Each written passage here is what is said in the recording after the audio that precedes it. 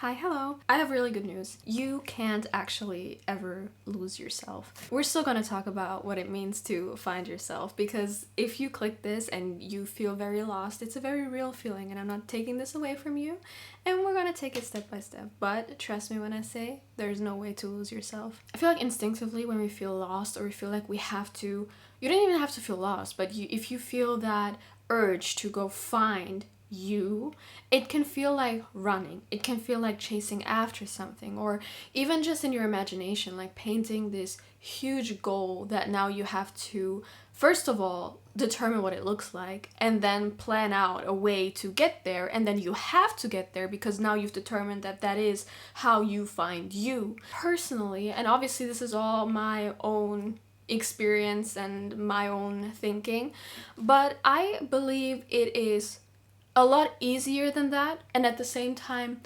oftentimes very counterintuitive. Our whole lives, basically from a young age, through school, education, having to work, we're always looking for something outside of ourselves to sustain ourselves, like to give us kind of a drive, to have us wake up in the morning, have a routine. It's always something outside of us that we have to attain. And not just attain, but if you have very specific goals, you have to reach a certain benchmark to then be good enough to go into that field, or to go on to study that specific thing that you want to study. So it's always, it is a chase. It is a chase. From a young age, we're taught and kind of conditioned to run after something. But I want you to like take a step back with me for a second, right?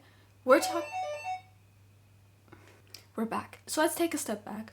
We're talking about finding ourselves. Why would it be hard to do that? It's us. We're looking for me, you. You're looking for you, I'm looking for me. Why would that be hard? Why would that be a chase? Doesn't it make more sense that it's something that's innate, that we were born with, that is something that is not outside of ourselves, but something that is within? That made a lot more sense to me. And then once that started making sense to me, I asked myself, well, if it's something that is innate, and it's something that I came here with, you know, like it's something that's been with me my whole life, then isn't finding yourself more about remembering rather than finding? And then once that resonated, I'm like, okay, so maybe a good way to go about this is not to look outside of myself and then chase after a whole bunch of things, or even just one thing, and like hope that that will fill something within me, but rather try to find what is already there. Try to listen, try to see what's already there, and try to feel into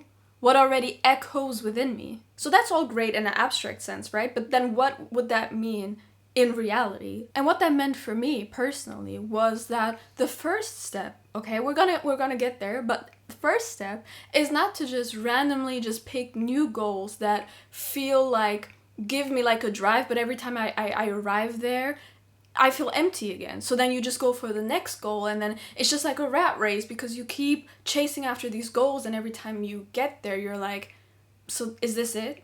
You know, have you ever had that moment where you thought you got something that you thought you wanted for such a long time, and then you get there and you're like, so now what?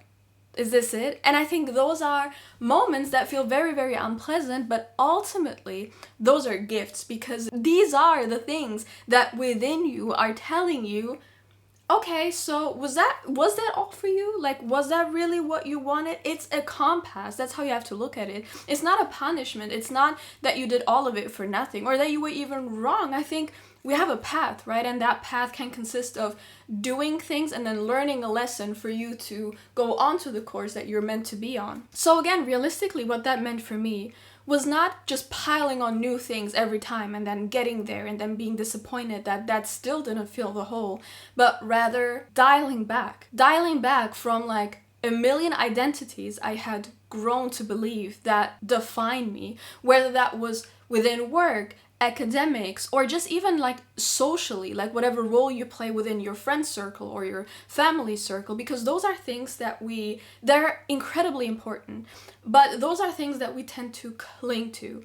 But if you ask yourself who you are, because we're talking about finding yourself, if you ask yourself who you are, you could name all of these different identities, you could name all of these different roles, all of these different like accomplishments, and they would still not make up who you are. So there's no need to abandon those roles, but I think there is a need to untether from how much you rely on those to give you a sense of self. I saw this quote in a book called The Embodied Mind. It was in a different context, but they were talking about life or like existing. It was a different context, but it was essentially about like, it's more about tuning rather than playing. So you need to find a way to get yourself in a position where you can look within more. Because if you're looking for you, it's gonna come from inside of you. It's not gonna come from outside of you.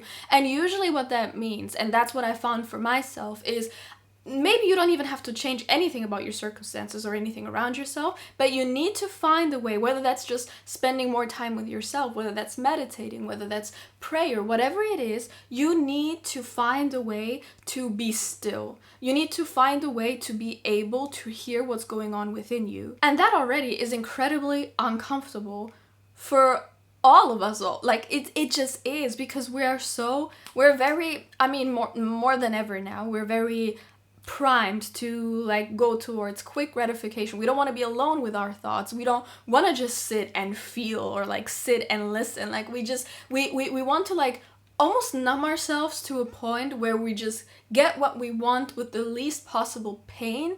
And that can feel good in the moment, but it will ultimately not give you room to explore who you are, because exploring who you are entails being with yourself. We don't know how to be with ourselves anymore, and then we're wondering why we're lost, because we don't know how to just be, how to listen to ourselves. We can't do that. We don't want to do that. There's a whole bunch of things that come up when you do that. So instinctively, we just kind of want to push it off. But that is the number one thing you have to be willing to do in order to have a glimpse into what it is that feels right for you, into what it is that resonates with you in this life, to find somewhat of a path that you can walk on that feels right for you. Now, what happens when you enter that space where you're more still, when you're more tuning and experiencing rather than playing and like solving in your brain, looks very different to everyone. You become less.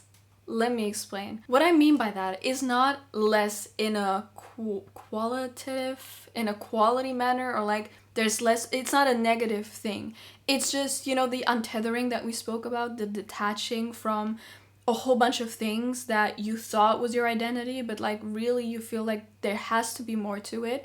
Once you're still, it's kind of like all those connections dissolve, not because they're meaningless, but because you're more than that, and because you're more than that, what you used to cling to becomes less. If you try to articulate them, they can feel a little paradoxical. From an experiential level, they don't feel paradoxical. And then what happens once you become less, so to speak, you become more open, because all of a sudden you're not kind of, and this sounds very negative. I don't mean it in a negative way, but before, let's say you were chained by like all of these different types of conditioning, all of these different roles you were playing, and once you start like freeing yourselves from that, like mentally, you open yourself up. And once you open yourself up, you start looking at the world differently. And once you start looking at the world differently and more openly, there will be less of a chase outside of yourself, because you will bring a perspective to your life that feels expansive by design now, because you're not looking to tether. You're not looking to tether because you think that it is what you want, and then that tethering becomes very restricted. Because think about it, like the more you attach yourself to one specific thing, it narrows you down.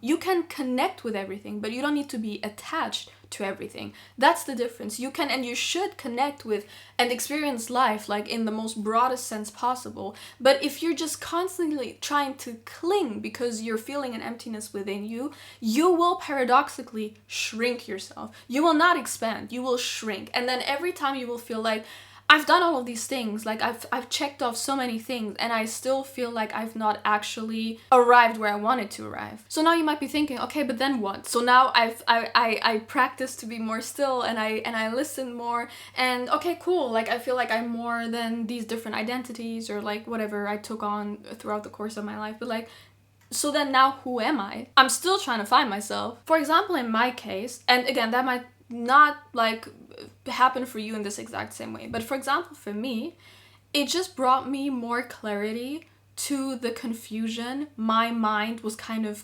is that the right word?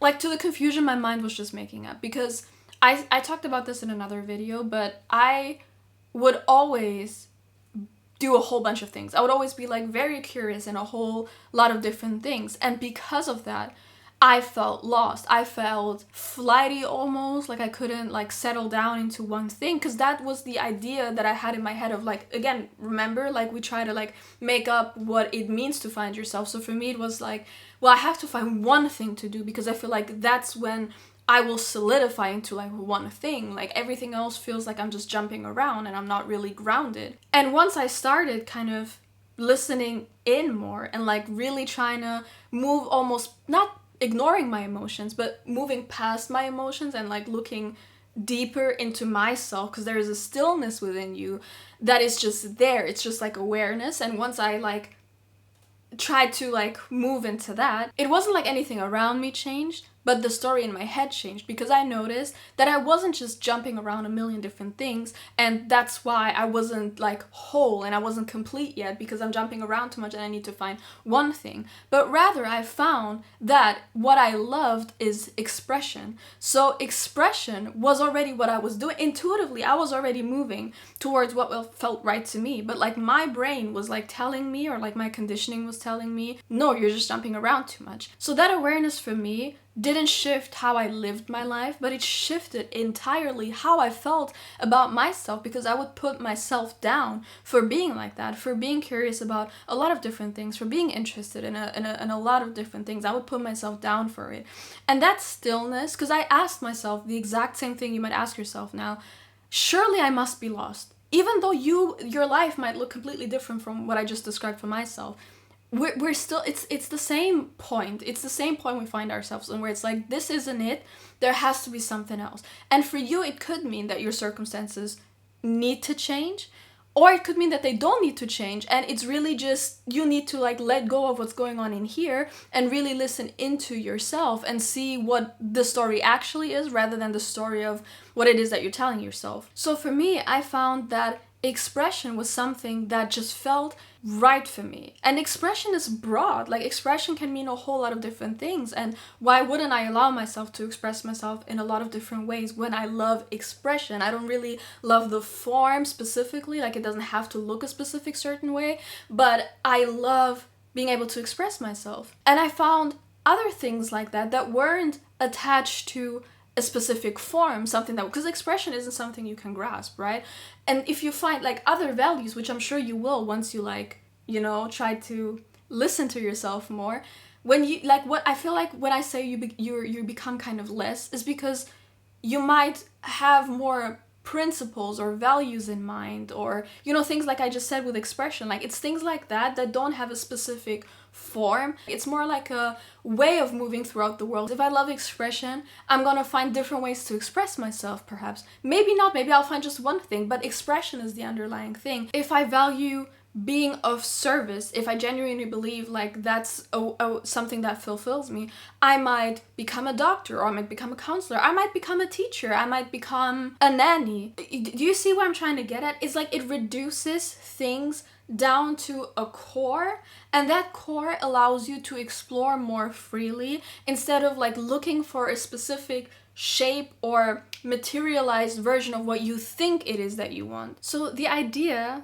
is kind of, stay with me, you're less and more than you think at the same time. Less because it's not always beneficial to fully cling to things that you do or have in your life. So in that sense, it might be more beneficial to you to boil it down to the actual core of those things. And that, as a consequence, will help you to open yourself up more to a lot of different ways to express that core in the first place. If it's hard for you, or you feel like, okay, I tried to like sit down and like listen to myself more, but I don't really hear anything, like it's not really, nothing's really coming out of it.